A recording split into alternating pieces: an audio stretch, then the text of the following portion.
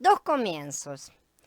Dice Shemot 40, el día primero del primer mes levantarás el Mishkan en el Lohel Moed. Elohim le ordenó a Moshe que levantara el tabernáculo el primer día del primer mes del segundo año. ¿Sí? Esto es un hecho muy significativo. Sabemos que el primer mes del primer año era la época de Pesaj, ¿no es cierto? Por lo tanto, transcurrió un año desde Pesaj hasta la erección del tabernáculo. En Shemot 12:14 vemos que el pueblo tuvo dos comienzos. El primer comienzo fue Pesaj, ¿no es cierto?, destinada a la salvación de los hijos de Israel. El segundo comienzo fue el tabernáculo de Elohim, como estamos viendo. Estos dos comienzos son tipologías o signos muy claros. El primer comienzo consiste en ser salvo, en experimentar Pesaj, en que el juicio de Elohim pase sobre nosotros y no nos toque. Si todo creyente auténtico ha experimentado este comienzo. Pero ¿qué hay del segundo comienzo? Sí, el comienzo relacionado con la edificación del tabernáculo de Elohim. Queda patente que muy pocos creyentes están conscientes de la necesidad de tener este segundo comienzo. Hace años leí acerca de la supuesta segunda bendición. Si los creyentes pentecostales declaran que uno debe experimentar el bautismo del Ruach HaKodesh para conseguir una segunda bendición. Ellos alientan a los creyentes a buscar esa segunda bendición. Sí, es bastante común esta creencia. Estos creyentes hacen hincapié en la vida interior y afirman que la segunda bendición es algo interno. Algunos de sus argumentos son: usted debe experimentar el madero de Mashiach. Si lo experimenta, entonces se sentirá lleno de vida. Esa vida que lo llena en su interior es la segunda bendición. Pero alguna vez escuchamos hablar de una segunda bendición, de un segundo Aviv, ¿sí?, en el segundo año. No hemos escuchado eso. Todos necesitamos dos comienzos. Uno está representado por Pesaj en Shemot 12 y el otro por la erección del tabernáculo en Shemot 40.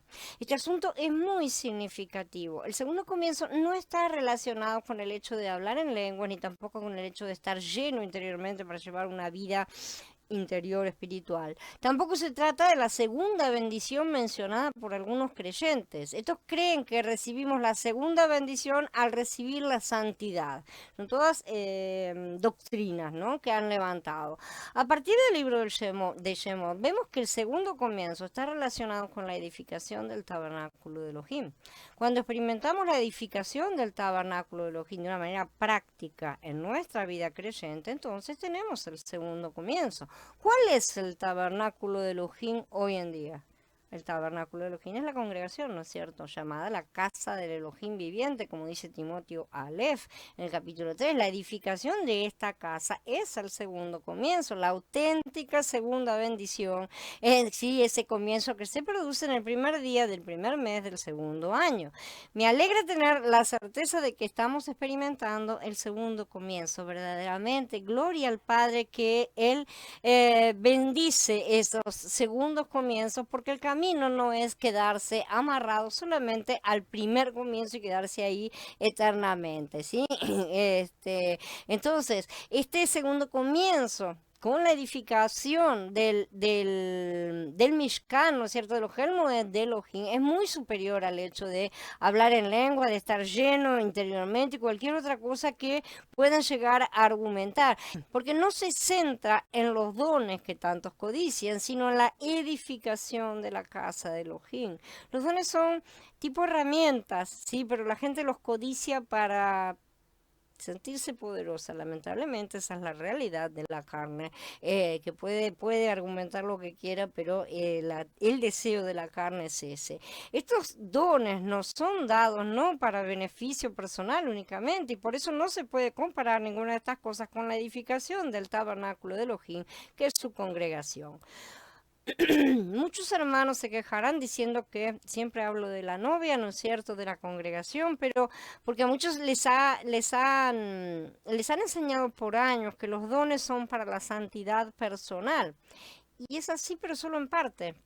La santidad personal nunca puede estar separada de la santidad corporativa, y las cosas son entregadas a cada santo para trabajar en la edificación del tabernáculo. Yahweh no salva personas individuales, Él levanta un pueblo. Él no fue a sacar, dijo, a ver, vos aquí hizo un censo así, dijo, vos sí, vos no. No, Él sacó a todo el pueblo. Inclusive una multitud mezclada, sabemos perfectamente. Entonces, los dones son para la construcción del Mishkan, que es un edificio corporativo, espiritualmente hablando, ¿no es cierto? El Ojel Moed lo levantamos entre todos, o no lo levantamos, o no será levantado. Estaríamos entonces dejando sin cumplir la voluntad del Padre y su deseo. Solos no somos nada, y si hemos sido enjartados en la buena planta, vivimos por la misma vida que nos une a todos y por el mismo ruas que nos mueve, debe movernos a cumplir el deseo y la voluntad del Padre. Si Él tiene estos planes, si Él tiene esos objetivos, esos planes, esos objetivos deben ser nuestro deseo también. No podemos estar deseando otras cosas. Esta es la carga que el Padre ha colocado sobre mí hace mucho, sacarnos del individualismo estéril para vivir como miembros del pueblo de Yahweh y células del cuerpo de Mashiach. En realidad no estoy promoviendo mi carga, ¿sí? Más bien estoy promoviendo la carga de Elohim que Él colocó y que Él ha colocado sobre muchos otros siervos también. No es mi carga, a mí no se me ocurrió ese asunto. Pero nosotros, ¿qué vemos al final de Shemot? Vemos el tabernáculo de Elohim, vemos el Mishkan, que Elohim ocupa y posee de una manera gloriosa para hacer su expresión. Vemos lo mismo al final de las Escrituras. En los últimos capítulos del libro de Gitgalut vemos que este tabernáculo se ha convertido en una gran ciudad, ¿sí? Llena de esplendor, de perfección. Es la nueva Jerusalén, ocupada y poseída por Elohim de una manera gloriosa, realizada para su expresión. Y entonces en el capítulo 40 se nos informa que la nube cubrió a la Ojel Moed y la presencia de Yahweh llenó el Mishkan. Y en Gitgalut 21 se nos dice, me llevó en el espíritu sobre un monte grande y alto y me mostró la santa ciudad de Jerusalén que descendía del cielo de parte de Yahweh. Tenía la gloria de Elohim y su resplandor era semejante a la piedra más preciosa como piedra de jaspe, resplandeciente como cristal.